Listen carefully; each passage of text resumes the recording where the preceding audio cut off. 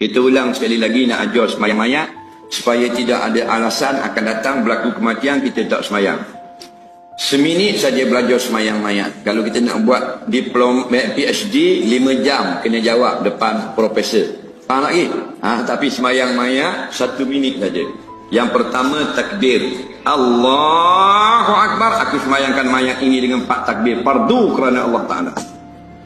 Baca Fatihah. Bismillah sampai waladhdallin, amin. Kemudian takbir yang kedua, Allahu Akbar. Allahumma salli ala Muhammad wa ala ali Muhammad kama sallaita ala Ibrahim wa ala ali Ibrahim. Sama macam dalam tayat akhir. Takbir yang ketiga, Allahu Akbar. Kalau mayat itu laki-laki, Allahumma ghfirlahu depan kita. Wa'fu anhu wa'afihi wa'fu anhu. Allahumma ghfirlahu warhamhu wa'afihi wa'fu anhu wa akrim nuzulah, dan seterusnya. Tak ingat lagi, tak ingat, pendek sudah. Allahumma ghfirlahu, Allahumma ghfirlahu, Allahumma ghfirlahu. Takbir yang keempat, Allahu Akbar. Assalamualaikum warahmatullahi wabarakatuh. Assalamualaikum warahmatullahi wabarakatuh. Senang tak? Senang.